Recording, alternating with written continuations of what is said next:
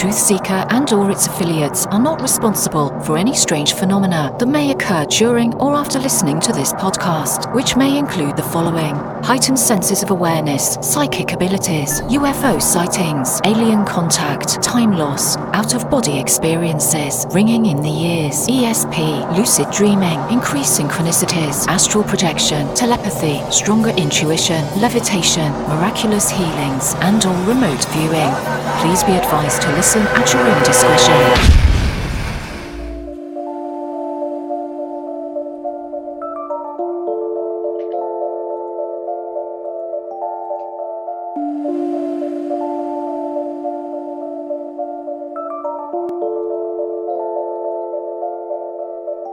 Won't you come and take me away? I just wanna be with you. Won't you come and take me away? To a place to walk on troubled seas, faith to stand when I don't believe. I just wanna be with you. Won't you come and take me away? I just wanna be with you. Won't you come? You are now locked into the TruthSeekah podcast. Gargoyles, psychics, everything's ungodly. Dark savage. Streaming live at TruthSeekah.com. She's not a Christian. Give it up, y'all. Your portal to the paranormal, esoteric, and all things spiritual. She's tampering in dark savage stuff. And now, your host, TruthSeekah. Yo, what's up, ladies and gentlemen, boys and girls? This is the TruthSeekah podcast. Excited, delighted to be with you guys today. We're going to get into some beautiful spiritual conversation. We're going to be talking about magic. What kind of magic? I don't know. You just got to hang on. There's many kinds of magic. We're going to talk about a little bit of it today. Philosophy, spirituality. We always tie that in. That's what we do. So shout out to everybody hanging out with us in the podcast community, everybody hanging out with us in Discord, everybody watching live on YouTube, Facebook, all of this beautiful technology that we have, and then all the people listening to it on the podcasting apps. So shout out to everybody in the community. Want to give a huge shout out to everybody who has been supporting my work via Patreon. We're not able to do this show without your help, so thank you guys for enabling me to do this and bring you these shows, these interviews. So yeah, I want to give a shout out to some of the latest patrons we have within the last 2 weeks or so. Shout out to Laura Davenport, Matthew McDonald, Christina Kramer, Mark and Holly Zapita, and Letitia Young. Thank you guys for believing in my work and coming together, partnering with me so that we can bring you guys more episodes, more music, teachings, creativity, all of that stuff that we do, like to infiltrate the airways with truth, love, peace, and understanding. And you guys enable me to do that. Thank you, everybody who's supporting. If you'd like to support, head on over to patreon.com/TruthSeekah. There you get access to my entire discography of music, 200 plus songs, and I'm continually putting new music up there all the time. As soon as it's done, you get access to it. You get access to our Thursday night School of the Mystics, Sunday morning seer class, behind the scenes stuff, really cool merch. You get discounts on that stuff, a bunch of really cool stuff. I'm trying to make it real creative and interactive and give you a reason to join, man, reason to support. But there's a bunch of cool stuff. You get access to our Discord. It's the community aspect of everything we're building here. A lot of really cool people that you can meet, hang out with, and like-minded to chop it up. You got some crazy out there beliefs. You tried to go to your pastor, doesn't want to hear it. Tried to go to your parents, they don't want to hear it. Who can you talk to? Well, there's a bunch of people in our Discord community who are open, loving, and understanding. There's no elitists there. They don't really gravitate towards us, so we don't have no elitists or like nothing flies, whatever the case is. Open and safe environment to discuss your spirituality and ask questions and share your story. So it's really good stuff. And I'm going to give a huge shout out to some of the people in our community. I want to go ahead and plug this really quick because we were supposed to go to, I had an event in Memphis, Tennessee, which was going to be Encounter. Some things happened and the event fell through, was not able to get the support and funding to actually put it on, pay for the building, all that kind of stuff. But a bunch of people were ready to travel and come to that meetup. We were going to do a concert. Was going to do a teaching, guided meditation, prayer, all of that stuff. We had a bunch of people lined up. That fell through. Some of the people in the community said, you know what, we were really looking forward to meeting all the people in the community, looking forward to hanging out with TruthSeekah and his family for the weekend. So they took it upon themselves to kind of plan a weekend to come visit in my area. So we had a bunch of friends from the community, and they drove, most of them drove a really long way. Some of them planned their family vacations around this so that they can all come and meet one another and hang out. So I'm going to give a shout out to a couple people who hung out with us this weekend, opened my home up to a couple of you guys, and it was beautiful to see you guys in person. Some of them I met for the first time. They've been supporting my work for years, and I finally got to hug their neck, welcome them into my home. We had a prayer meeting Friday night, which was really beautiful, much needed, and we sought heaven together, and it was fantastic. Saturday, we ended up going to the beach. Everybody got sunburned, all that kind of stuff, and we just hung out, man. And Sunday, met up with another family before they headed out, but we just had a beautiful weekend, made memories, and it was really good. So I'm going to give a shout out to Chris Garner and his wife, Jill. They came down. Shout out to you guys. They drove, I'm in Mobile. They drove from Shreveport, by the Shreveport area. So they were in Texas, so I don't know what city it is. Let us know in chat, bro, if you want to get that out there. Shout out to those. They drove like 8 hours, I think. Good friend Christy Folks. She's been supporting for years. She finally got to meet her for the first time. She drove like 8 hours or something too, something crazy. Joshua Fluman. He drove from Orlando, drove 8 hours, came, stayed with me. And Danny Guerrero, got to meet him for the first time. He's been supporting for years. I've done episodes with most of these people on the show. But it was, beautiful, man, just to put faces with the names and meet these people for the first time. And there's a camaraderie because we're hanging out in the flesh. We don't really know each other, but we know each other because we've been building together through Discord and through the community and stuff for years. So it's been beautiful. Shout out to all of you guys. And I mean, special shout out to some of them came together. Joshua Fluman, Christy Folks, and a couple others came together to coordinate a gift for me and my wife. And I just want to honor you guys for that. They really believe in what we're doing and wanted to bless me and my wife, and ended up booking us a condo for our anniversary. So they got us a condo in Destin for our anniversary. So, man, you guys are awesome, man. Thank you guys so much for believing in what we do and appreciating what we bring to the table. And I don't know what I would do without this community. Thank you guys for everything that you guys do. So, patreon.com/TruthSeekah. Meet some of these people. They're really cool. I'm going to go ahead and jump into today's conversation. We're going to be talking about magic, mystery, prophecy, the energy filling me. There was no stopping me. The magic of 𝐒𝐻𝐻. Welcome to the podcast, brother. How are you? Hey, how are you? Thank you to the TruthSeekah community. Derek, thank you very much for having us out here. Or me out here, I guess.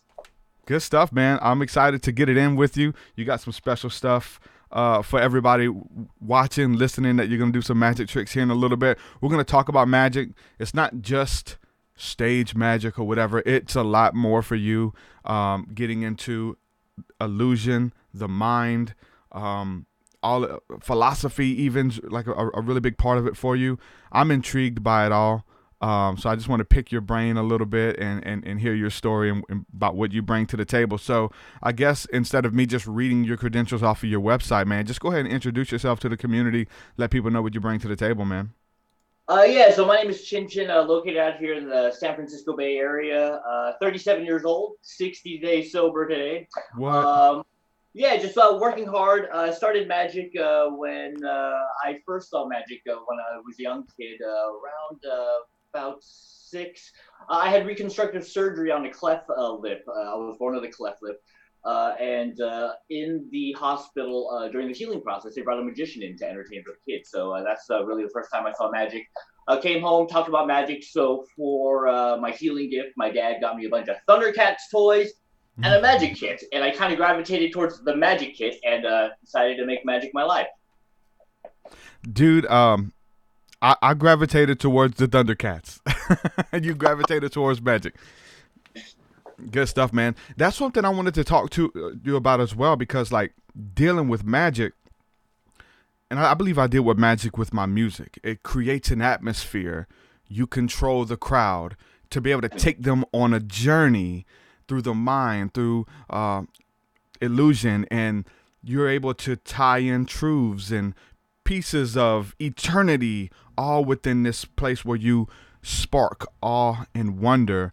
And what that does for you, like you just said, for you as a kid, when you seen that, it's something that they you know what I'm saying, will remember for the rest of their lives, and maybe change the course of their life to let them know, no matter where they're coming from, whether they're in a hospital like you were, or they're in a broken home in a situation, they know that magic is real, that there's something greater than themselves out there. Talk a little bit about like the sparking awe and wonder, maybe from your perspective of what it done in your heart and made you believe in the unseen or whatever the case is, and to what you're doing now for other people.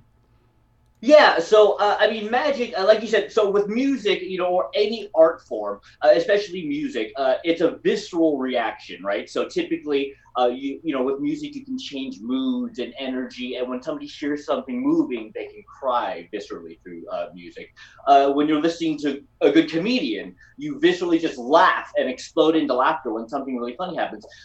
With visual arts too, you can invoke different kinds of emotions just from seeing a good painting. But with magic, you're asking the audience to think. So it's not just what they see or what they hear, or even what they smell or taste. It's kind of, you're asking them to take what you're presenting, and then also to think about it. So magic, I mean, throughout centuries, it's the second oldest profession.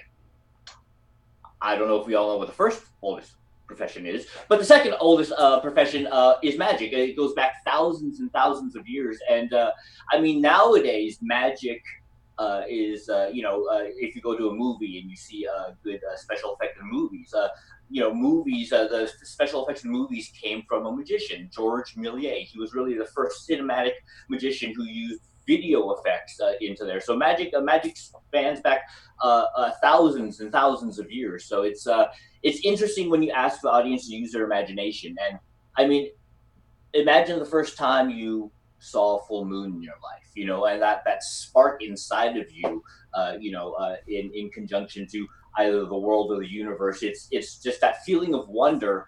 I think is just a part of existence or human existence, to see something greater than you or to feel wonder and awe.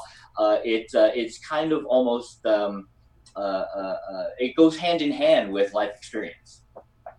That's awesome, man. Again, it's just able to change somebody's life or whatever, to let them know that something greater than themselves exists or whatever the case is. I remember, I don't well, I take that back. I remember a lot from my childhood, but one of the memories that stands out was a time that we went to the school after hours and seen a magician, and they had a big production going on. And I remember he called me out of the crowd. Anybody wants to come down for the next trick? Me.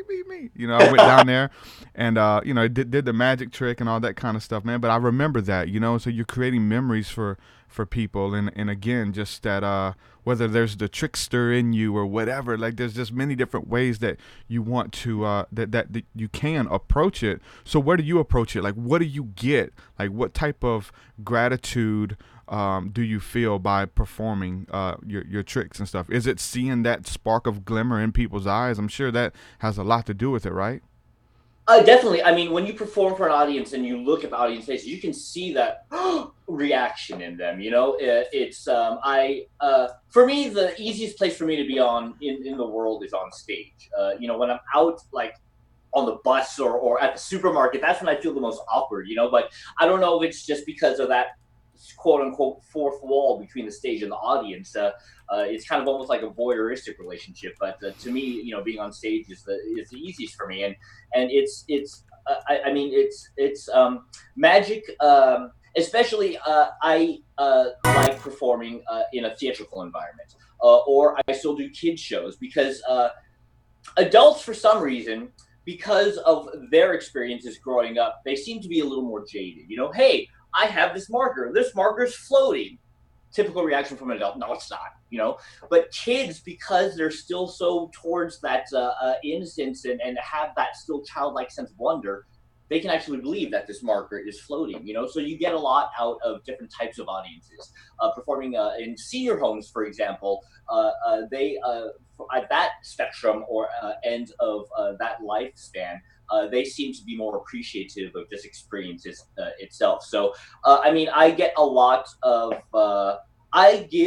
the audience, but I get a lot back from them in return, just by their reaction to the art that I present. So it's kind of it's a dance between me and the audience, and I'm obviously grateful for every opportunity I get to be able to try to inspire wonder, imagination in people, and I mean, sometimes magic can come out in like a deceptive con man-y kind of way, and that's not how I approach magic. It should be more for entertainment purposes, to make somebody laugh, to do a good dance number with an illusion, as opposed of, hey, I'm going to cheat you at poker. That's kind of schemish to me. So magic should be more on the art end of it. That's awesome. I've got some of your footage here playing while we're speaking live to the people who are watching on the live stream. That's one of the benefits, people, of joining live and listening live. You get to see some of the visual aspects of the podcast. So that's a good thing we can talk about. So we're talking about the awe and creativity and wonder that is sparked in the hearts and minds of young people when they see this stuff for the first time. They're just blown away. They go, they leave in, they remember it forever. I remember when I would do a lot of concerts and stuff, I would always, let somebody sing on the microphone or let them chant the lyrics or whatever the case is. There was even a time I was playing in a band, and the last song was like a really heavy song, and it was really easy. You just had to hear the rhythm of the drums and bass and play that rhythm on an open chord. And I would always give my guitar to somebody and let them play the last riff, and like to see some kid out there like, hey man, play this, dude, you got this, and they're on stage playing, it's like they're gonna remember that forever when it's something that sets them apart, or it's like, hey, I see you out there, you're a part of this as well, sparking that awe, creativity, and wonder in people's lives. So we're talking about young people. Now, what's the difference for the older people? Because a lot of older people, like you said, that pen's not floating. There's some older people that deep down within, they know it's not floating, but they want it to be floating, and they want to spark that imagination and that joy within their heart. So what are some of the reactions of people where you can see that smile or even see them break through that hard shell or whatever the case is with some of the older audience? So I've always approached magic in kind of that old saying, what would Jesus do, right? So with magic, I kind of take it an approach like, what would Mr. Rogers do? So, puppets and music, along with inspirational messages to inspire children, right? So I've kind of taken my show and tried to become the quote-unquote Mr. Rogers for adults and kids, So some of my pieces are message-driven, with messages of positivity or whatnot. So it's again, like we said, magic. You're also asking the audience to think. So not only are they going to see a magic trick and try to figure out how that happens, but putting a message to that sometimes can really break through to the audience. So you get sometimes even in the faces of adults with a really solid magic piece, you can almost see them go back to being 5 years old in their eyes and. And that to me is the best. Oh man, that's awesome, bro. Seen in some of your footage, I know you do a lot of stage magic. You put on like a lot of production. There's music, there's lights, there's explosions, a lot of really cool stuff. But then I've seen some stuff with like street magic. Do you do a little street magic as well? I do a little bit of street magic. Now before, David Blaine was the one that really popularized that category. Before that, it was really considered close-up magic throughout history. And I do have a couple of pieces, that I've worked on. But for me, again, I excel best on stage in the theatrical environment. But any magician, should be able to perform either a card trick, a coin trick, or a stand-up effect, or even a large illusion. So I try to practice all areas of magic as much as I can. So street magic is definitely an interesting approach, and it's more intimate too, because on stage you could be in front of 2,000-3,000 people, but when you're in front of a person one-on-one, or just a group of 3 people, you can really bring that intimacy of magic down to almost a personal level with them. Just because you're in front of them, you're asking them to pick a card or touch the props themselves. So it's that's definitely a cool genre, to do magic in. Yeah, man, I remember seeing David Blaine for the first time, and being a teenager, and that.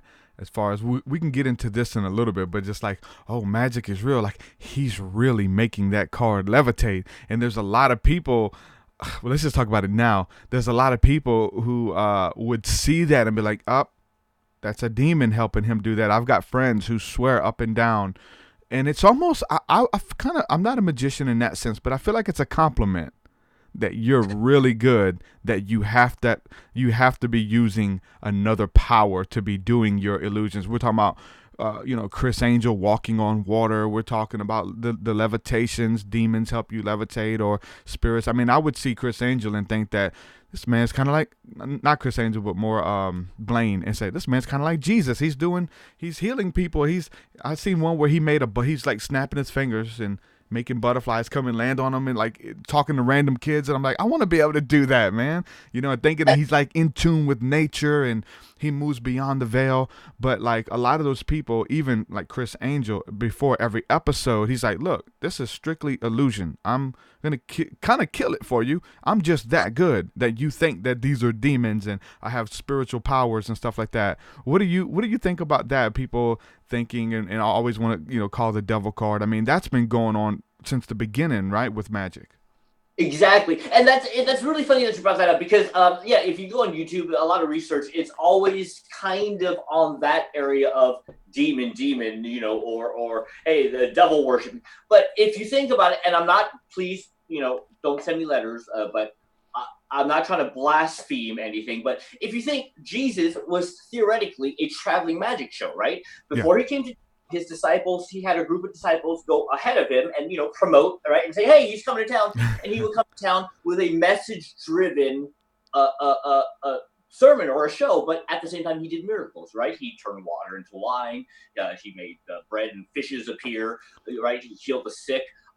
So that's funny that area of magic in the positive spirituality is very minimal, and that people instantly think because magic is magic that you're on this side where it's more devilish and demonish. I mean, it's if you think about it, they say that technology, is kind of like magic. So if you took your iPhone and went back in time to the 1600s and showed somebody with an iPhone, you'd be the devil, right? Oh my God, look, you just took a picture. Right? And I think that's why today's society is more jaded with magic, because information is so easily accessible in 0.25 seconds in the palm of your hands I mean, if you think that during 2,000 years ago with Jesus' time, walking on water or anything like that, maybe it was ahead of its time, right? So now, because of technology, people do look at magic and think that it's kind of supernatural, but we see more technology magic every day around you, So it is interesting that that magic kind of falls to that side of the spectrum, as opposed to miracles, right? People, right? That's a miracle, but people would rather see it as, demons are helping them, So that's interesting that you brought that up. I definitely, especially seeing, David Blaine was on the side of the miracle. This man knows what Jesus knows. He could do the same things, and then he can win you over. I mean, even like in the scriptures, we study the Bible and stuff, and like through the scriptures, Jesus would perform a miracle and win them over. He'd heal a lame person and say, okay, now that I have your attention, like you said, now that I made this card levitate, now that I did this trick or whatever, now you want to listen to me, right? So I got your attention with these miracles and stuff. It's funny too, because you even mentioned if I had an iPhone and took a picture of you and you brought it back, if you brought it back 30 years, it would be crazy, right? But, what I'm saying, 300 years, 100 years, it'd be insane. You would definitely be a warlock or something to those people. But even being able to take their picture and show it to them, hey, here's a selfie. Look at a selfie. Here's what we're into now. But even back then when cameras first came out, Like people, there was a superstition behind it because they felt like it captured their souls. They didn't want to they didn't want to have their face in a photograph because they thought that it captured their soul, man. You know, and so that's interesting too that you kind of made that connection. So, one thing, just while we're on this vein, we're talking about winning them over for the message. And there's a lot of people in the Christian realm now that we're seeing, who are faking miracles, and they're like, there's a lot of crazy stuff out there. We've been talking about this lately on the podcast, giving some examples where like people will tell you these grandiose stories about going through the jungles of Mexico to these unreached tribes, and a woman died in front of them, and I raised her from the dead, and a woman broke her arm, and I put my hand on it, snapped it back into place, and it was healed up. And they would come back with all of these grandiose stories, but really with no proof. But the story in itself, like, won people, like, oh my God, just like you said, like, Jesus is coming to town. He's healed many and stuff like that. So, I mean, we're seeing weird stuff too, that people are bringing feathers and saying there's an angel feather that appeared out of nowhere. There's diamonds and rupees that are appearing, and there's a gold dust movement where gold is like all over people. And there's a lot of stuff where people are like faking these miracles because it wins over the crowd. And we're talking about the ethics behind it. Like, is that okay? Does it negate the fact that Jesus really was healing people, and you have 7 plants in here, and these people are sitting in wheelchairs and they have crutches and they throw them, but they're plants. When people see that, they're like, oh, if God did it for them, they could do it for me. It creates an atmosphere for the supernatural and for miracles to move, because it moves off of your belief, right? So in the religious realm, would that be, as far as magic, it happens all the time, but in the religious realm, do you think that's a bad thing, or is that kind of a means to an end? Well, but see, that's okay. So I was baptized Catholic, right, in grade school. I think 6th or 7th grade. But throughout my life, I've studied Roman Catholicism, Judeo-Christianity, Buddhism, Hinduism, and in all aspects of in the spirituality world, there's still that element of believing in something more, that mystic element. The Buddhists, the yogis or whatnot, they always had that sense of belief that something more was there. So there in the old times, maybe towards the end of the 1800s, they had this trick called the Egyptian vase. Okay, and it was a vase, and pretty much they wired it to be a reverse transistor radio. Okay, so and this was like before any, like you said, cell phones came out. And the idea was people would come to church and they would have this vase on this altar, and this voice would come out and give a blessing or whatnot, and it was a magic. It was a radio in a vase, but 150 years ago or 100 years ago, that was magic to them. So that kind of almost did say, hey, there is a higher power, and look, this is happening. I think that it's okay in a spirituality, maybe sermon church world, if it's not to deceive to get money. If it's, hey, God is real, whatever you may think created this, the creator, right, whatever deity, whatever idea you worship to, is making this marker float. So believe. And if that kind of, I guess, approach to giving a sermon or preaching leads to planting a seed of hope in somebody, that, hey, maybe if I pray hard enough, my cancer will go into remission. Hey, maybe if I pray hard enough, they'll forgive me. Hey, maybe if I prayed hard enough, my mom wouldn't, be depressed, right? I think that's okay to plant a seed from something miraculous or miracle-ish happening. To be message driven is okay, but if it's to deceive people and say, "Hey, look, I'm the third coming of Christ. Send me 4 payments of $39.99 to it," you know what I mean? That's not, yeah. I don't. I hear you. It's a good way to look at it, man. It really is. I think I'm with you on that. It's really cool.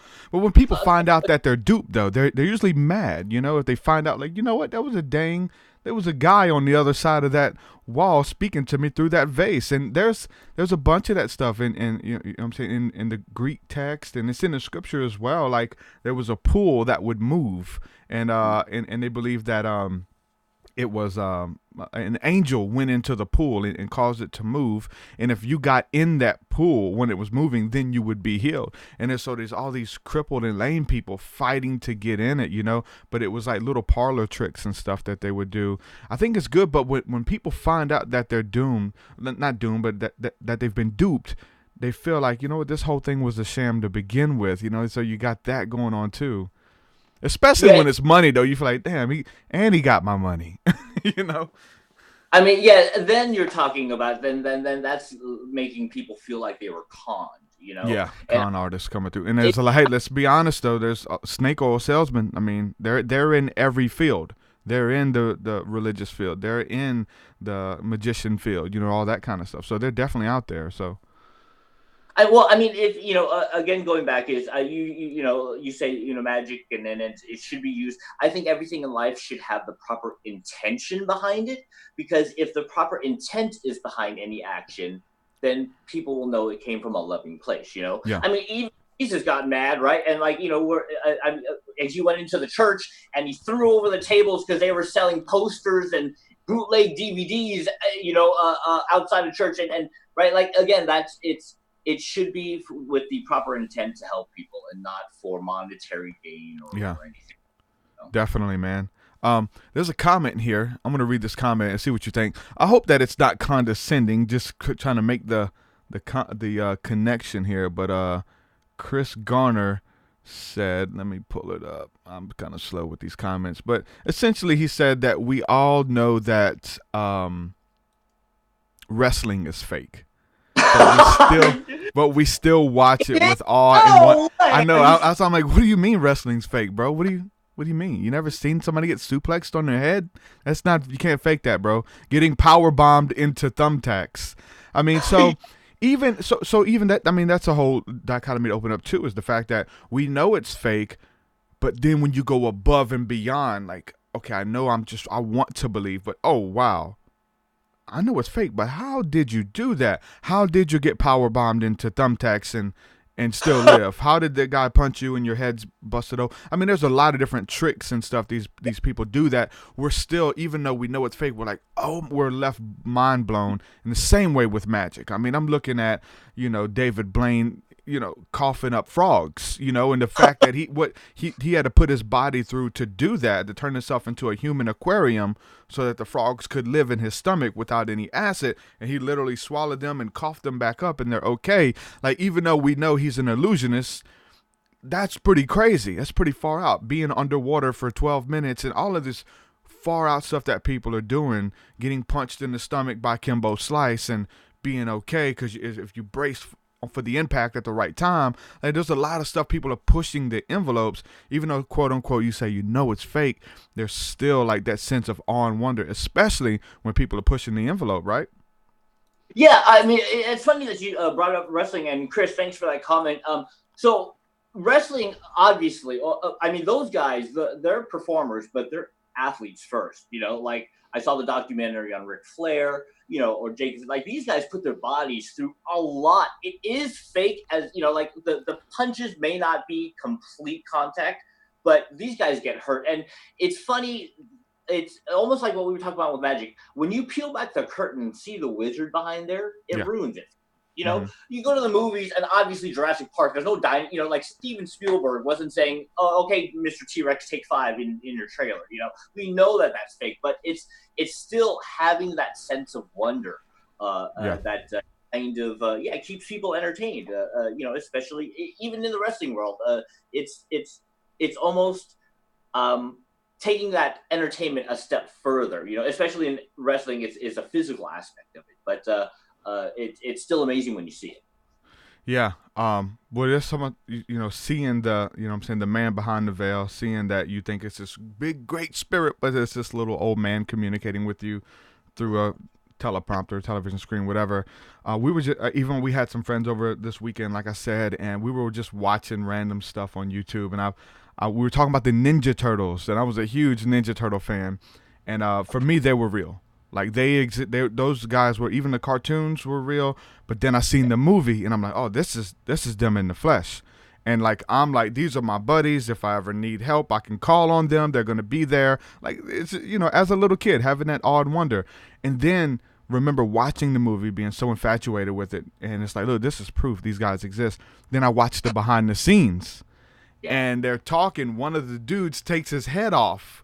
He takes the mask off, and I'm like, oh my God, there's a little man inside of that suit, and it killed the magic. Junior? Like I was devastated, bro. Man, this isn't real. I've been living a lie. You know, 6 years old. What am I gonna do with my life? You know, it kills it. Yeah, it is kind of like that moment that Santa's not real, or the tooth fairy's not real. You know, but it's still. I think the most important thing, the most important skill that anyone should have throughout life, and this is just my opinion. I mean, you know, who am I? But it's imagination is the most important tool. That because information is so readily available, that even the younger generations, that it's almost like imagination is being gone. Because long gone are the days of a 3.5-hour Shakespearean play. Then we cut it down to what, an hour and a half of the Broadway style play, right? Then we brought it down to a 30-minute sitcom, and now we're down to a minute and 10 seconds on America's Got Talent, where it's right everything and YouTube videos. Like nobody has attention spans anymore. You know, it's so I think imagination, keeping that sense of wonder and that imaginative spirit of anything is possible is the most important tool people should have in life, I think. Definitely, man. Innovation, imagination, like everything comes out of that. There's nothing that exists that we have created, and cartoons and ideas and podcasts that didn't, and aesthetic that doesn't come out of that imagination. And when I had a friend of mine, he always quoted this, and you've probably heard this. He's like, you know what I'm saying? The mind is like a parachute. It only works when it's open. But when you open your mind and you're able to kind of, you know, we talk about through spiritual practice, through manifestation, going into the mind and accessing maybe even higher states of consciousness, the deeper realms of the mind, and the power that we have to go in and get that vision for yourself, maybe even to create something, what you have to do to get a game plan, and just to birth it. So there's almost like a form of spiritual alchemy where you're going in, creating something, having this idea, and then the road that it takes to manifest it and bring it to the table. Even almost like maybe a journey with a magic trick. We start off here, but there's this place that we have to go to manifest it and bring it to the table, right? Everything starts with an idea, right? That seed, just that idea can sprout a cure for cancer, right? Yeah. Just idea can sprout an energy car, Mr. You know, shout out to Mr. Musk, right? An idea, you know, a simple idea can turn into anything, or it can die with nothing. It's funny because there's a Chinese holiday where you go to your ancestors or your family members who passed away and clean off their graves. And whenever I go through the cemetery, I mean, the number one thing that comes to my mind is, in these graves, how many good ideas never ever got worked on, or how many dreams died with these people, you know? So it starts with an idea, but behind that idea needs to come action. So it's, everything starts with that. If you go inwards and truly think, if you think about, right, like you said, we invented the internet, right? We went to the moon, supposedly. All right. Everything starts with an idea, but anything is possible. And I think that's what works best with magic. Just the idea that really anything is possible and you can do anything, but it starts with an idea. But action needs to be the second part. Action's the water for the seed, I guess. Definitely. Yeah. Faith. I mean, this scripture say faith without works is dead. You can believe in something all you want, but until you start confessing it, speaking it out, walking it out, you essentially birth it into existence, and you create it. The very term abracadabra, ta-da! I create it as I speak it.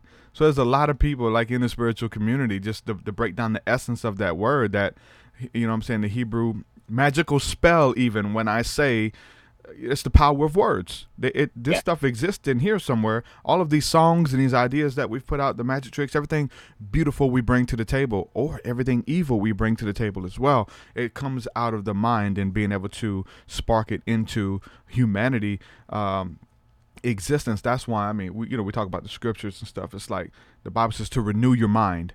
Make sure you're thinking about good stuff. Because whatever you put in is going to come out. Garbage in, garbage out. So renewing the mind, thinking about lofty things, figuring out ways you can help people.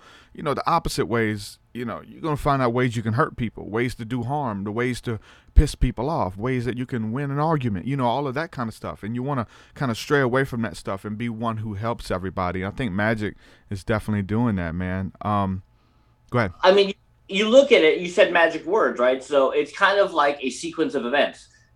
Think it, speak it, do it, right? I always look at magic words as, again, I think of myself as a spiritual or religious person, but the creator himself said, let there be light. He spoke the universe into existence, right? So whatever that creator may be for you, right? It started with the idea, what if it was spoken into existence and then action came. So yeah, it's I mean, words are very powerful, and that, I think that's where that whole spell idea or this idea of a magic word comes from. Words are very powerful.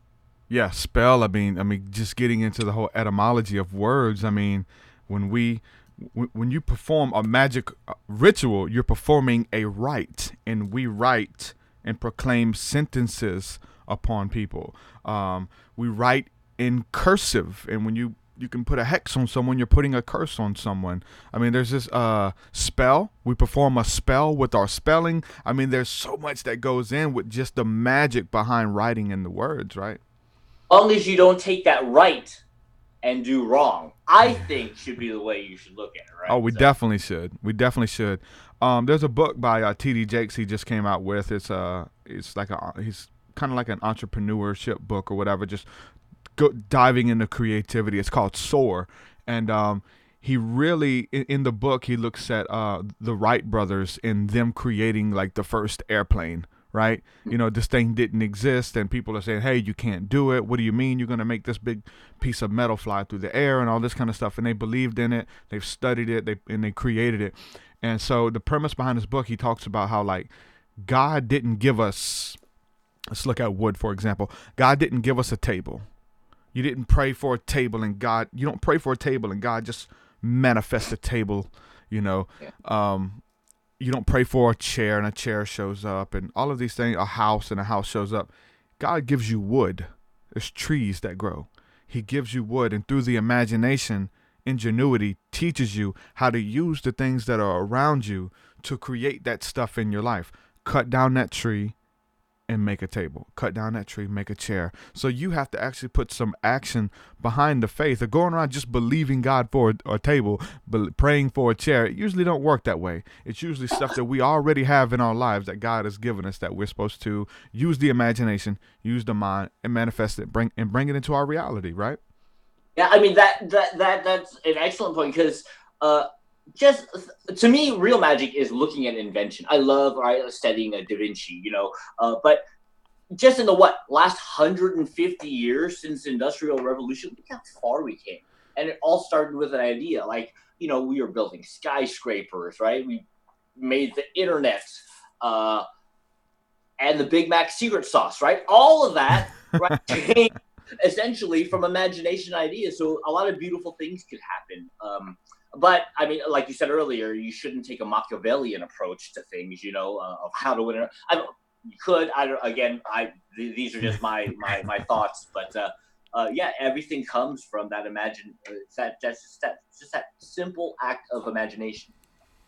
Good stuff, man. Well, let's go ahead and jump into the magic trick that you have for us, man. You actually have something you want to bring to the table here. It'd be awesome for everybody hanging out with us live.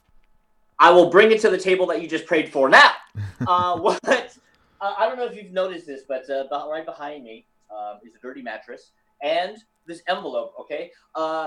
Now, Derek, this is the first time we're actually really talking. We've been texting back and forth, but I discovered your podcast through the musician Kay Lee. a friend of mine turned me on to his music, and he's a very talented person. So I asked, shout out to Kaylee, by the way, and I asked him permission to use just some of his song titles. So Derek, we've never met before this podcast. I didn't ask you any personal information. We didn't set anything up. This magic trick is happening right now at this moment. You have no idea what I'm about to do, correct? I'm not a plant. Correct. Okay, good. I want to get some information from you. Derek, I assume that you have a mother. Yes. What is your mom's birthday? December 13th. December 13th. Do you know of what year? Sorry to put your mom on blast. Oh, my goodness. I barely remember my year. I do not know the year. Do I need to make one up and just write it down? Would be weird. Say it again. Don't say 2006 because that would be weird. Yeah, let's go with 1956. 1956. Okay, perfect. Now, Derek, we are going to try to make this as random as possible. I want you to think of a 5-digit number. Any 5-digit number. What is your 5-digit number, please? Let's go with 3, 6, 3, 5, 6. 2, 5.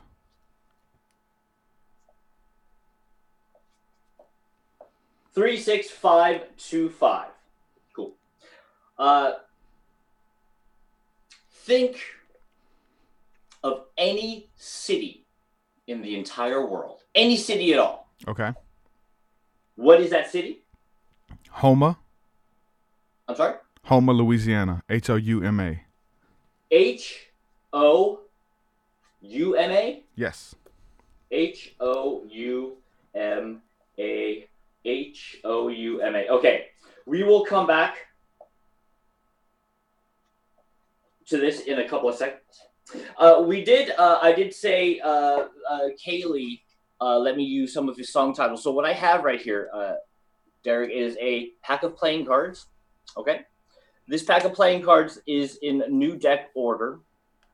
But the only difference with this pack of playing cards is on the back of these cards. And we all know that Kaylee is a brilliant musician. He comes up with like 1,000 songs. Yeah, like his catalog of songs is probably amazing. Bigger than mine. Yeah. So obviously there are 52 cards in a deck, but I went through his music catalog and I wrote down right here. Let me bring it a little closer to the camera. I wrote down on the cards, on the back of each card, one song title, okay, per card. So this one says Hands in the Air. We have Champion. We have Boomerang. Excellent song. Boom Bap Booty Clap. Woot woot. Boom Bap Booty Clap. There we go. Yeah, I like that song too. Sunshine, right? So, I mean, this goes on. Cuts and Harpoon. It's all of his music, right? Hold On, Heaven, right? So I am going to take these cards. I will keep the song titles facing you. I will put a rubber band around this pack. Okay? Get ready to say stop. I'm just going to flip through the pack like this, and you say stop. Here we go. Okay. Stop. Gotta be quicker than that. Stop. I am not going to take a look at this, but we're going to take that card, and this is the song title that you stopped at. Bruce Lee, right? I don't know if you've heard that song, a really cool song, Bruce Lee. So we have a whole bunch of information that we just took. We have a song title. We picked your mom's birthday, right? We picked your favorite city. In this envelope is a piece of paper. This piece of paper has been inside of this envelope since the top of the podcast. I want to show you what is on this piece of paper. But before I show you what's on the piece of paper, I want to show you what I wrote on this piece of cardboard. Okay, let me bring this closer. On this piece of cardboard are the answers that we had. It says your mom's birthday, December 13th. We just made up the year 1956. Your 5-digit number 56525. Favorite city is how do you say that again? Homa. So again, this envelope has been in full view.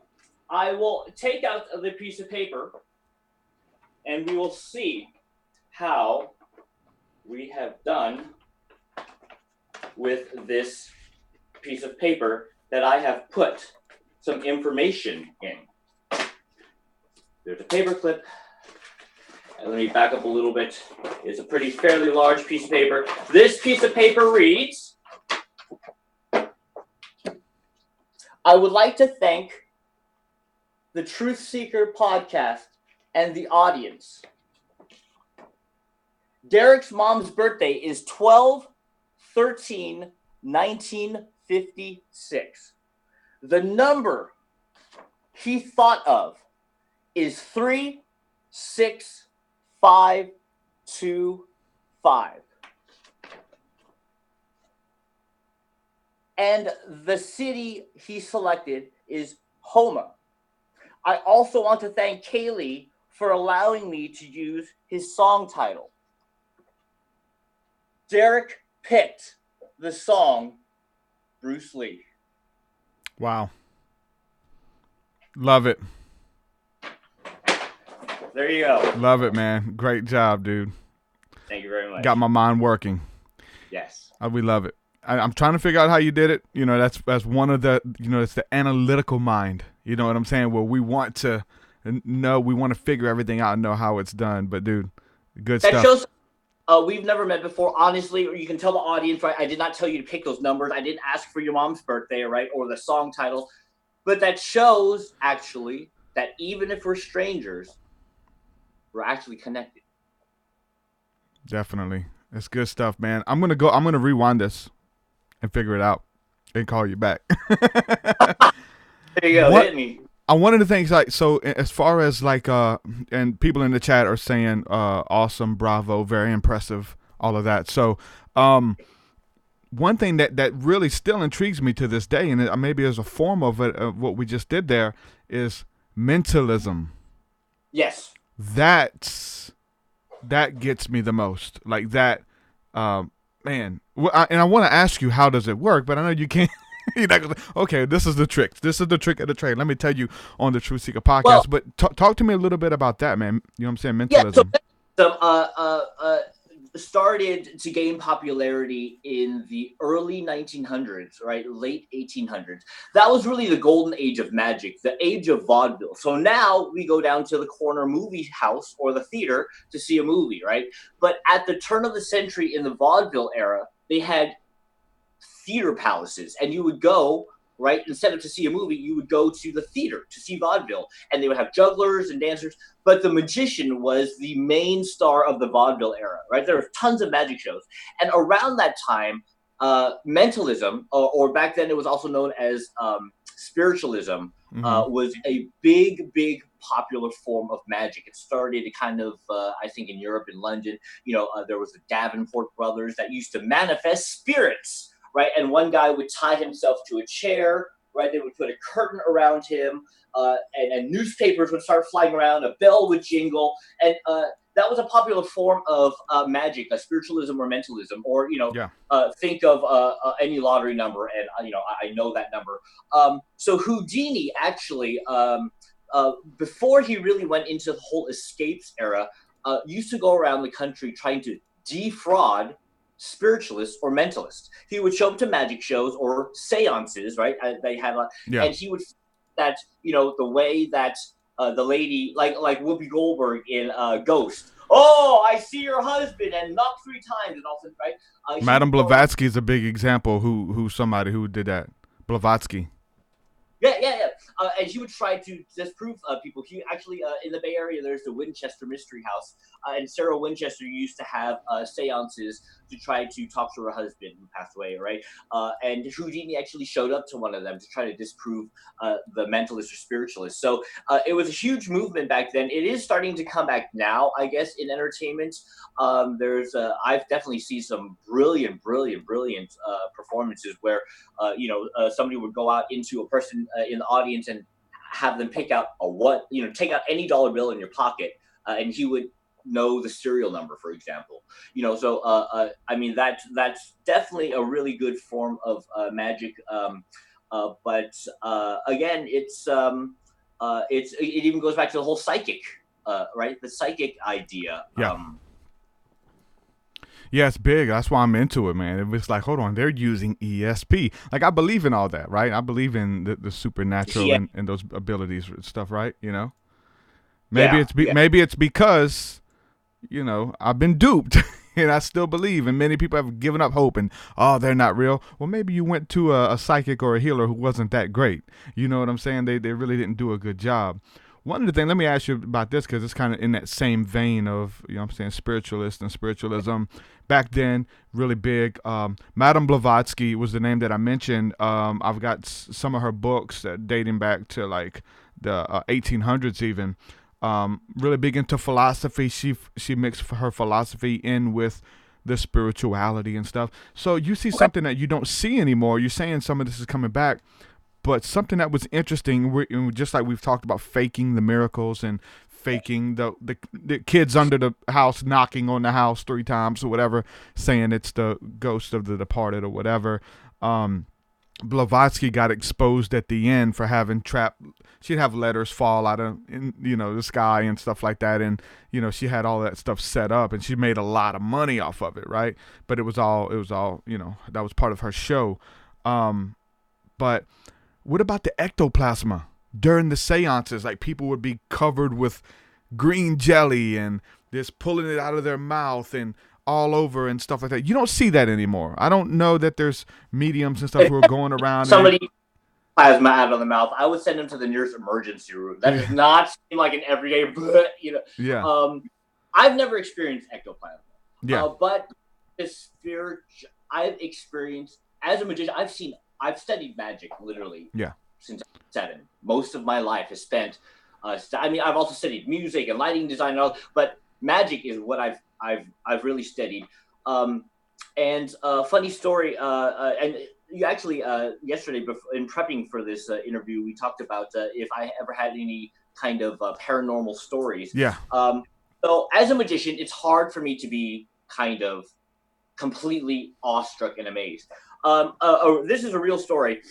So my father passed away January 2018. And they say that after a person passes, right, either the Buddhist or the Catholic, it's about 40 days before they pass on. They kind of have 40 days. So the weirdest thing happened. I was living in Walnut Creek at the time. I was by myself inside of the place I was living. I went to take a shower. I got up out of bed. There was nothing on the bed. I swear on everything. Went to take a shower, and when I came out, on the bed, on my pillow, was my dad's favorite candy and my headset for my iPhone headset on the pillow, because he was the type of person who would come in just to make sure you're okay before, right, as a kid, and he would just kind of put your things for the next day so you'd be prepped. He would prep you, right? And that wasn't there. I swear, that was not there. I got up, went to take a shower, I came back, and his favorite candy and my headphones were on the pillow.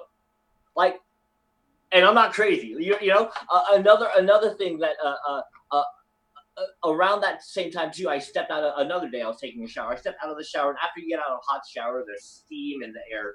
But among the steam, it looked like almost neon blue cigarette smoke. And it was this wavy smoke that was just kind of going back and forth. And I kind of blew the steam away, and that kind of went away. And this thing was still there, and it kind of just faded out into nothing. So, I was completely amazed. And I think that there is something there. There is something there that is Of course, there are a lot of frauds. I mean, I don't know if Sylvia Brown was a fraud, but you have those type of Oh yeah. people. But I think there is something more that people sometimes can tune into, because we're so stuck on our everyday life of, oh, I got to pay the bills, I got to go pick up the kids, or what am I doing for dinner, that we don't really take this time to stop and smell the flowers. We're Yep. This world or this universe is filled with actual magic. Mm-hmm. Yeah, and it pulls you back into the moment, living in the moment. When you see something like that, you're not living off of the back of yesterday's successes. You're not just caught up in your memories about how life was or how life is going to be once I get that job, once I get that girlfriend, once I get that. You're just in the moment, and this is the only moment that we have. And so magic and music has the way to making you feel alive, right? Same thing with walking through nature. The weird thing is, we say we don't stop and smell them. You don't really appreciate them until they're gone. So that's why it's like staying in that moment, making yourself be mindful. And I always talk about how I remember like when I was driving a truck for a living, and I'd have to drive, 5 hours in one direction and 3 hours this way, 5 hours that way. And I felt like I was in a cage, and I would just drive through the countryside and look at these green, fields and flowers and stuff. And I'm like, man, I wish I could just go lay in that field. And that's because I'm in this place doing something I don't want, because I can't stop and go lay in the field because of GPS and we got to, timing and stuff. But because you can't, you look at it and you're like, man, I want to do that. And usually it's just about being mindful and just being in the moment and just even being present and just taking that scenery in versus like, oh, I got to get to my next destination and fighting this crazy traffic or whatever. But being in the moment, and magic has a beautiful way of doing that. Well, here's a homework assignment for you and anyone listening or watching. Today, tonight, when the sun goes down, stop. Just stop, whatever you're doing. I mean, unless you're a firefighter or something, right? But if you can, at tonight's sunset, just stop and look at the sunset. Right when the sun goes down, just stop and look up at a star. Like people are so jaded nowadays, and we're so in our phones every day. Yeah. Just stop for a second, take a breath, and appreciate what's around you, because that's the magic. And like you said, right? They paved paradise to put up a parking lot, right? If it's gone, that's when you miss it the most. So yeah, this moment is all we have, like you said, yeah. Derek. And, that's a great example too, man. Stargazing unlocked wonders for me, bro. It really did. Of just being in the moment of like, oh, I'm gazing into eternity. I'm looking into heaven. And then there's like, we get into the supernatural, we get into the paranormal and the biblical text, and we see lights that are moving and stopping. Like, oh, UFOs, who are they? Where are they from? And it just opens up all of these cans of worms or whatever. But just that getting lost in awe and wonder of just gazing into the heavens, man. It's a magical moment. And so that really changed my life of just the practice of stargazing. And really not just a few minutes. I would spend hours just gazing at the stars and communing with God and things. And so very powerful to do that. Just to be mindful, man. It doesn't have to be stars. Or, if you're walking by and you see a flower, just stop and smell the flower. It's magic every second around us. It's all around us. Yep. It's about being mindful, being in the moment, whatever that moment is, and just appreciate everything that you're going through, for the good and the bad, right? We go through the bad stuff and we want to just be zapped out of it and be in something a little bit more comfortable or whatever the case is. But just appreciating this journey so that, those dark places, make us appreciate the light. Congratulations on being, would you say, 60 days sober? Congratulations on that. Heck yeah. Like you have a contrast.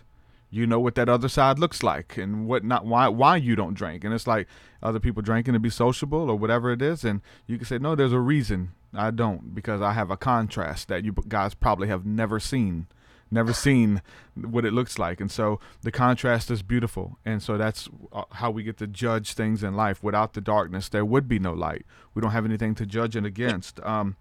Going back to your story and magic and stuff, man, who were some of your favorite influences? I mentioned, David Blaine. He's our generation. He's, you guys would probably look at somebody a lot older who's not just like somebody doing it right now. I'm 35 years young. I'm 37, so we're about the same. Yeah. So the people that's influenced me the most in my life, Michael Jackson, David Wow. Copperfield, Yeah. Gordon Ramsay. It's kind of all right. But if you looked at my show, it's really bred from Michael Jackson and Copperfield. For So sure. a lot of stuff is dance based. I mean, I've also studied, great comedians too, because for a while I got into this mode where I wanted to make every single magic trick I did message driven, message. But that, again, like you said, there's no contrast, right? So in a show, you should have highs and lows. So, it's good to start with a fast paced dance number. And then you want to go into kind of a spoken word magic trick. And then you want to make the audience laugh as hard as you can. So you do a comedy. So it's good to go up and down, through your show. But I would say those, especially the performer aspect, is Michael Jackson and Copperfield were really the people that I studied the most out of. I used to fall asleep playing David Copperfield's TV special, or Michael Jackson's Motown Billie Jean performance over and over, and just fall asleep there, because that's really who influenced me the most as a performer. But I've also taken a lot of inspiration from Salvador Dali, MC Escher, more visual arts. Music has influenced me a lot too. The producers I've listened to the most is Timbaland, Dark Child, obviously anything by Michael Jackson, and the Crystal Method. So there's a lot of people have left their footprints in the sands of my artistry, I guess you could say. Yeah, very eclectic. I'm the same way. Just seeing, and there's people who know how to tap into that magic, man. How to go into the ethers and bring that stuff out. People who create storylines in their stuff that are magical, that just pull you in. All of that stuff people are doing, and you find that those are the people who are very successful, the ones who are really dealing like that. And like, again, I don't think it has anything to do with making a pact with the devil or whatever the case is, or making those type of because if one day somebody walks up to me and say, yeah, you can have it all, but sign, I don't know what I would do. That's the ultimate sellout, right? Yeah. Get it now, but lose it in eternity. What profit is there for a man to gain the world but lose his soul? So don't fall for it. You were good. So as far as like the philosophy end of your performances, is that really the message and stuff that you try to put in there? Is that where that comes from? Yeah. Again, going back to a story in 2007, May 20, 2007, was the first time, somewhere in my videos, you'll see the logo, right? I used to have bright red hair. Yeah. Almost. But the Chinese character in my logo is my last name, Qin. So that's the actual the characters for my last name. I was performing at the Asian Heritage Street Celebration in San Francisco, in the Sunset District, and that's the first time I had my logo. My grandmother, right, when I was younger, used to come to all of my public shows, right, and I invited her on stage to give her a T-shirt. And weird story is she actually passed away, like the time I went on stage, like maybe an hour before I hit the stage, she passed, so she didn't make it to the show. At that moment, I decided to maybe take an artistic approach of putting a message and a story of being a kid, right, at my grandparents' house, remembering how my grandma used to cook, and it's a whole effect about tearing up a newspaper and talking about, like, the hate that you see in the newspaper, right, and eventually show the other side with love. So that was really the first time around 2007 when I started performing that. But I got into, again, this habit of trying to make everything very message driven. That routine is more spoken word, and it's more poetic. I had the opportunity to speak with Teller from Penn and Teller, because I was working on a straitjacket effect, where I was going to recreate Houdini's straitjacket, but I combined it with a card trick. And I don't want to put you on blast, Teller, because I'm forever grateful, but he gave me the idea to talk about where the straitjacket came from, right? How in the early days, that was how they restrained people with, in a crazy moment. But nowadays, he said that we don't use straitjackets anymore. We use drugs. right? So now it's almost that little pill is a straitjacket for your mind. So I created this whole routine about mental illness as well with this. And I performed it 5 times, and at 2 separate occasions, people complained to the promoter or the director of the show that they were offended because I said mental illness. Yeah. I had to restructure that. So I had a bad habit for a while where I wanted to make everything message driven. But again, it's just my opinion. These are just thoughts that come around in my mind. But if you are fortunate enough to be on stage, behind a mic, behind a camera, for an audience, it's almost, again, just my opinion, that maybe we should have that responsibility. It should be a responsibility to at least put a message out there, right? Because most of the material that you see is about violence or death or war, right? Any public figure that should be out there, should take that time to speak what's on their mind. And even if you just move one person, your job's done. So I think, again, message in magic is kind of the approach I've always taken. So. Dude, beautiful stuff, man. Is there anything that you wanted to cover that we didn't talk about? We talked about a lot of good stuff. I like it. I love it. Pretty, I think we covered it all, so. Good stuff, man. Dude, I appreciate what you do, man. Thank you for reaching out to me. Your magic performances, your shows, a lot of it's available to be seen on YouTube. Tell people where they can go if they want to book you. You do personal gigs, you'll travel. Let people know where they can go to find out more about your work and what you bring to the table, man. And I think you should do something as well with that whole straitjacket. The pill is the new straitjacket. Even if it's some kind of PSA or something online, definitely that's a great idea. And you got it from one of the best too. So yeah, man, go ahead and plug your stuff, bro, and let people know where they can check you out at.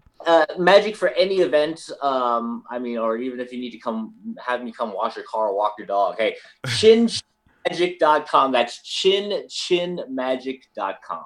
You can find all my information there. All my social media is there. My phone number's there.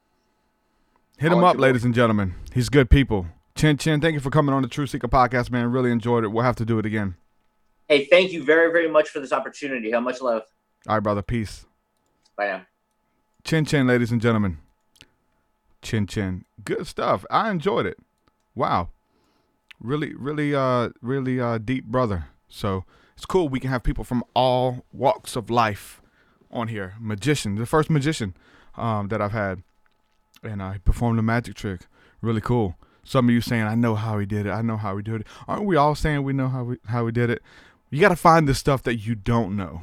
Like that's where the magic is hidden. In the unknown. In the realms unseen. I got a lyric. I say, I'm lost within the mystery, but I'm found within simplicity, right? We're lost in the realms of unseen of just like, how did he do it? Where does that exist? Again, going back to the beginning, looking at Jesus, creating miracles to blow people's mind. Because they believed it. They believed in, they've seen a testimony, they've seen a story. Somebody who like literally was paralyzed. Now they're walking around shooting basketball with people. They're like, dude, weren't you paralyzed? Yeah, man, Jesus came to town, changed everything. And you hear these stories and these grandiose ideas or whatever the case is, and it births something within you. The awe and creativity that is imparted to you through a beautiful song. I mean, making you feel emotions, right? Making you feel alive. You just want to feel something, man. A good movie will do it. Again, a good magic show, good music. The movie is the big one for me. Like, I really like the horror genre. Not just a horror, though. Not just the scary movie. I like a movie that is like a thriller. A movie that's going to take you on a roller coaster ride. And so I'm really into the work of 𝐿 Shyamalan. I mean, all of his movies that have this twist. Like, you're watching one movie, right, for an hour. One thing happens, and it undoes that whole hour. And now you're trying to wrap your head around what you were watching. 𝐿 Shyamalan, Jordan Peele with Get Out and Us. Like, those movies, I love them. And then they have a way of incorporating this roller coaster where you're laughing and then you're crying and then you're scared and then you feel socially awkward because of the message is deep, but then they bring it home with a laugh and a little punch in the stomach. Like, experiencing all that, to be able to do that through a movie, to be able to do that through a magic show, whatever, a book, a good book. I'm trying to do that with my music. Take you on this roller coaster ride into eternity, touching the veil of the divine, talking about the sensations. This is what I felt. This is what I saw. This is what is available to you. And seeing how that like creates portals or a rip in time where people are able to travel and have their own encounters as well. Why? Simply because they believe it. And then it births something within them that's possible for them. I get testimonies and messages every day from people who listen to my music, and they're like, and everybody approaches it from a different place. Oh, you're a really good rapper. I really like your style. Other people, man, you helped me get through a really hard time in my life. I've started having synchronicities listening to your music. I have my faith is back in Christ listening to your podcast. You know, all of this different stuff that we're getting, and it just has something for each person, something to impart. That's magic, man. Creating something that doesn't exist. I want to play this clip here. So this is a segment. I'm going to play my music video, and this is a because we mentioned 𝐒𝐿𝐲, right? 𝐒𝐿𝐲 found my podcast by looking up 𝐒𝐿𝐲 stuff on YouTube, and if you look up 𝐒𝐿𝐲, you're going to find my podcast. If you type his name on Google, because of the magic of SEO, search engine optimization, you're going to find me. You're going to find my interview that I did with 𝐒𝐿𝐲, one of the top results. I pride myself in my SEO magic. But yeah, so 𝐒𝐿𝐲 looking up his stuff, he typed in 𝐒𝐿𝐲, he found TruthSeekah. He's on my podcast. It all works out. 𝐒𝐿𝐲 was on a show called Pitch or Ditch Music Reviews, and people were sending in music videos and things like that and trying to get their reaction to it. I seen 𝐒𝐿𝐲, he was live, so I sent my music video to the producer, and then they played it live on air, and 𝐒𝐿𝐲 did a reaction to my music video. I'm going to play that. I'm going to let you know there's going to be a lot of cursing. They curse a lot.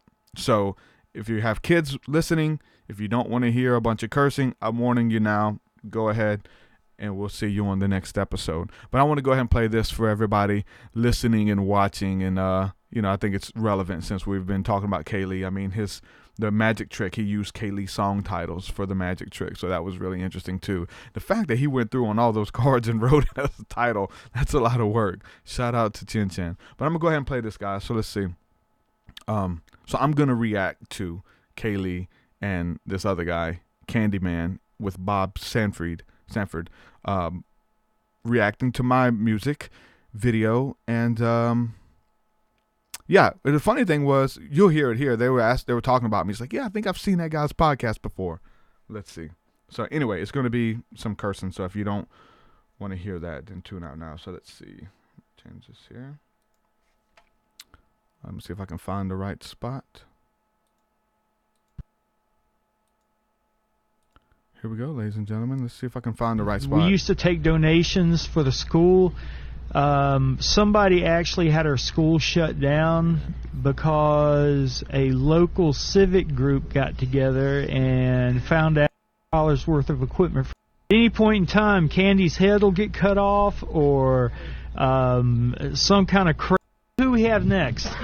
Derek. It's another up. It's another up. His name is Derek Grosskirk or something like that. Janet Grosskirk. No, Derek. Janet. Derek Grosskirk. Go towards the bottom. Derek Grosskirk. Something like that. Well, you better know. He's paying to get up here. Yeah, oh, hey, guys. I'm pretty positive that's my boy TruthSeekah. Okay. Just so you know, guys, the money that we used to use for... we used to take donations for the school. Somebody actually had our school shut down because a local civic group got together and found out that one of our visitors was an absolute drunk and threatened to kill people through the internet. And so we lost all of our kids. And we're trying to sort out how to do it again now. So all of our donations are going to a church and the Humane Society now. until we can sort this out. But we are trying to get it sorted out so we do appreciate what you guys are doing for us, and we love every last one of you, but we will get this thing sorted out. So we do appreciate what you're doing for us. Okay, so which one? You guys scroll up now so I can see. You're up. looking for a Derek. Wait a minute. Derek's got over 10,000 subscribers on YouTube. Yeah. Well, Derek, I love you. He's got a podcast that's really popping, man. He talks about the supernatural and stuff like that. Really crazy stuff. Yeah. Oh man. He talks about all types of stuff. I've been on his show before. Derek. Yeah, he's my homie. Yeah, Derek. Derek, did you use a different name or? TruthSeekah is what he goes by. TruthSeekah. Okay. Seekah, yeah. Seekah. You know, I might have actually watched his show before. Yeah, I watch stuff all the time, and people are like, "What the hell?" Yeah, it's pretty cool, man. There he is, right there. Right here? Yeah, Bob. Yeah. She's almost always with me, bro. Oh shit! I'm afraid to click on the damn thing. Let me make sure that's him. Yeah, TruthSeekah. See? Okay. Yeah. Nah, he's good people's man, and his music's amazing. Don't you like my crack? And he gives a shit about his music, so. Right. He doesn't do anything but quality stuff, so. He does.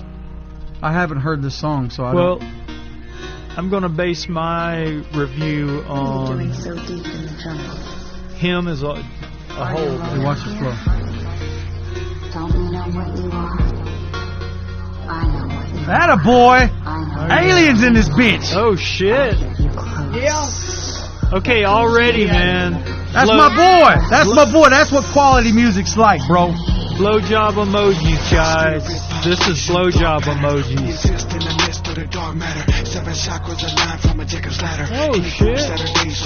That's my boy.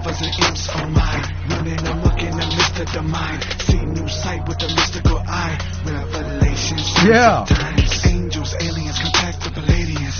Fly through the blue sky with the avians. Humanoid beings, shining and radiant. Winged ETs watch over Homo sapiens. Kabbalistic, mystic, mood physics, esoteric linguistics. So pay attention. 6 Yeah, he's got just listen. 7, 8, 9 albums. Oh shit! Yeah, I've been to his channel before. Atta boy, TruthSeekah, my nigga. There it is. There it is. Motherfucker better listen to me. Yeah. There it is. Combat with the tactics gets tragic. Simon Peter against Simon Magnus. Spiritual, lyrical, or chemical magic. Broad road is the way of the masses. Hope gets risen and felt. Whether oracle or Delphi dwelt. We are under the reverend spells. In the land of the Bible belt. Reading the runes of the druids. Into knowledge of which I'm a student. I've known him a long time. We've been making music since 2005. Damn. Self-medicated, I was contemplated, psilocybin. I know they hate it, but mother nature. That's my boy.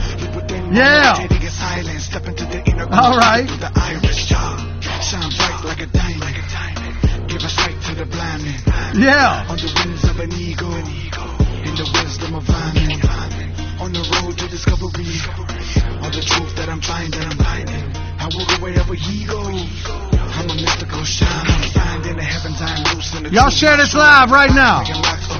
Intelligent kinda, I judge by the fruit. See the change in my walk and my life living root.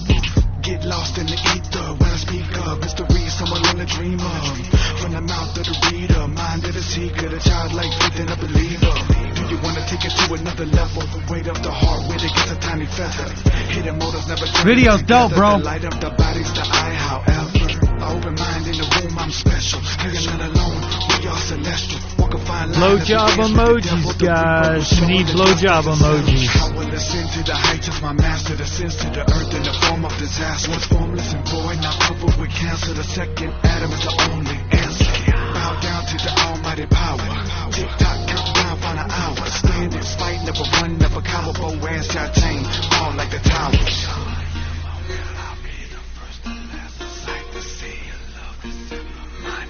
Nice job, bro. Now look at Candy.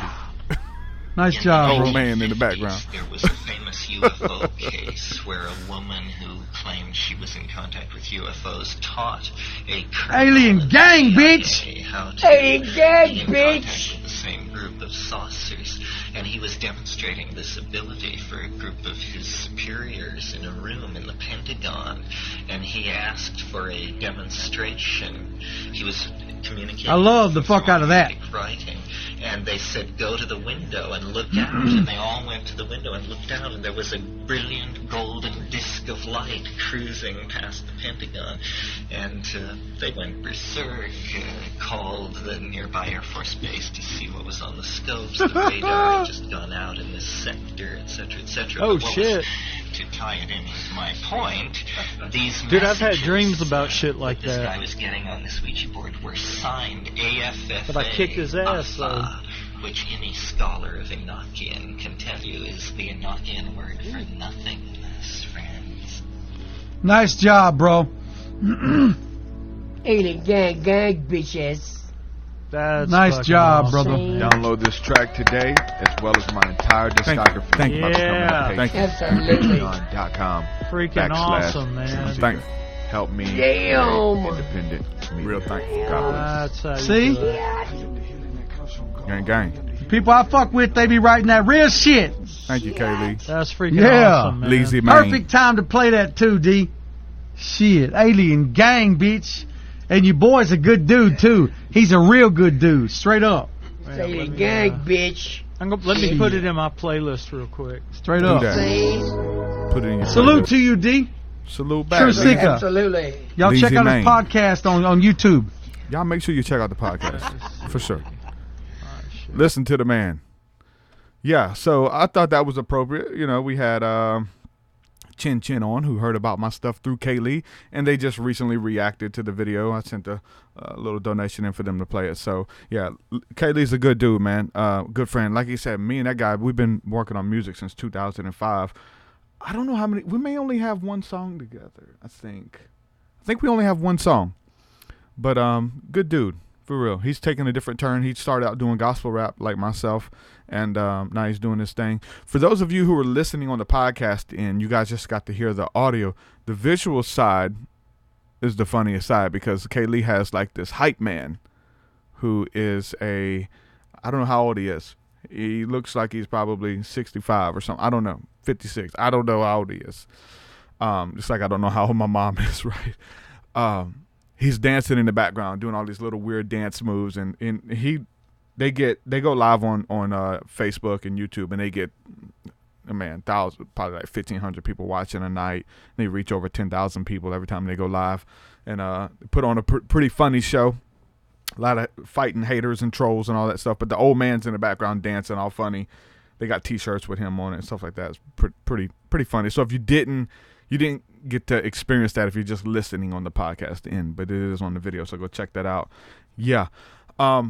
Good people. Let's see. I want to talk about too. I'm wearing a shirt right now. If you can see it, I know it's backward for everybody watching on the video. I know there's a way I can flip it, but I'm not going to. Anyway, it says, I still believe in theaters 3/20/20. So next year. Me and my family were extras in a movie yesterday. And I think we got a little screen time. We were just in a crowd, right? But we were where they were filming, so we're probably going to be in the movie. We went and seen, when we were in the crowd for the movie I Still Believe, which is the story of Jeremy Camp, the Christian singer. Jeremy Camp, they're doing like an autobiography about his life, and a biopic, I guess that's what you call them. And they had a big concert scene. It took them like 5 hours or something to shoot that, like probably 3 minutes worth of movie. It's kind of crazy. But we were in it. We're probably going to be in the movie. I'll let you know. I'll probably show it on here if we do make it. But me, my wife, my daughter, and her friend, we're down there doing that. Really cool because we got to meet.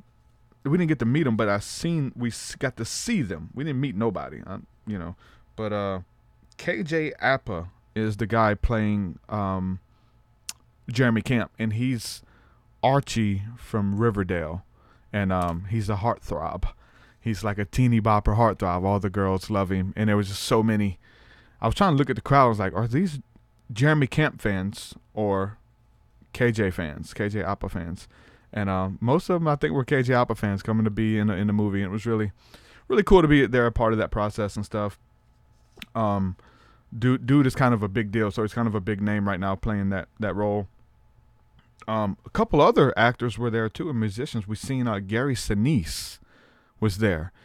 He come out and he was like showed up to, I guess, give, let the KJ know that he had his back. And I think he was in Mobile because Gary Sinise does a lot of stuff with the military. After he played Lieutenant Dan in Forrest Gump.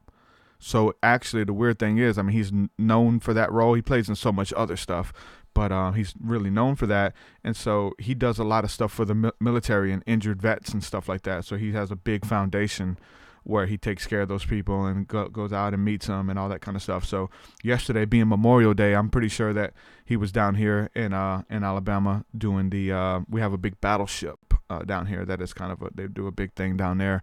So I'm pretty sure he was down there speaking, but he was there. And then as we were leaving, and I should have got a picture with this guy, but as we were leaving, we walked past Stephen Curtis Chapman. He was there, which is another Christian artist as well. And should have got a picture with him. I didn't, but it was cool to see him. Yeah, his he got really good music. Actually, it's kind of special to me because, like, when my daughter was born, his music was just playing in my head, some of his lyrics, and that's one thing I'll always remember about his music. Like when I see my daughter for the first time, his music from the song Speechless was playing. So real beautiful. It was cool to see those people and be a part of that whole process. Yeah, so man, we had a crazy weekend. Again, all of our friends drove in town. Those who can make it, some are coming even this week, are already down. Shout out to Quantum and her gang coming in town. But yeah, Chris Garner and his wife Jill, his family, got to hang out at the beach. Man, our whole tribe was there, man. We had Chris and Nicole Bars showed up at the beach. We had a whole bunch of people at our prayer meeting, man, people who were just showing up hungry for God. And that was beautiful. We all needed it. I probably needed it more than anybody, just being able to, we do Wednesday night prayer. We pray for people all the time. But just there's nothing like getting there with the people. And then people that we've been praying with in our Discord communities and over the phone and stuff like that. But being able to pray together and really seek God together. It was a beautiful experience. And I'm pretty sure we're all going to remember that forever. We partook of communion, had a lot of people. I got some pictures and just a little video if anybody wants to check that out. It's on my Instagram and Facebook, but I posted a little video and pictures and stuff. But check that out. But yeah, man, building with the tribe. Allie and Kenny, her people, Mindy, my brother Phil, Danny. I mean, dude, it was just good. We made memories. And we're going to keep doing it. We're going to continue to make memories. That's what we do. Man, so much going on. Working on so much right now. Check out our Discord. Check out the Patreon. You want to support. I got a bunch of stuff available for you. I'm working on necklaces and charms right now. Going back and forth with the company, getting these logos designed and stuff that I'll probably have available for some of the Patreon supporters and longtime supporters and stuff like that. So check it out, man. Thursday night, School of the Mystics. Sunday morning, Seer class. Wednesday night prayer. And just throughout the week, doing community in Discord. And all that stuff's available. Go to Patreon to check it out. Patreon.com/TruthSeekah. And yeah, let's see. Reading in the comment section here. I've seen your comments. Shout out to everybody. Garner says, if I told about the blessing from this weekend, I'd feel like I'm bragging. Go ahead, man. You can brag. Brag on God. It was good to meet everybody, man. And we got to go have ice cream with the Garner family as they were on their way out yesterday, too. So it's really cool. You should find your community. Find your tribe. They're beautiful people. They're waiting on you. All of creation is waiting as the earnest expectation for the manifestation of the sons of God. You're not alone. Definitely not alone. Find your tribe, people. With that, I'm going to say peace and shalom. Really good episode. I enjoyed talking to Chin Chin. Good dude. So, peace. We'll do it again very soon. Shout out. Your way so much higher than mine. So much higher than mine. So much deeper than mine. So much deeper than mine. Well, that does it for this episode, folks. To hear more episodes of the TruthSeekah podcast, head over to TruthSeekah.com. And if you're wanting to support the show and get rewards, go to our Patreon page at patreon.com/TruthSeekah.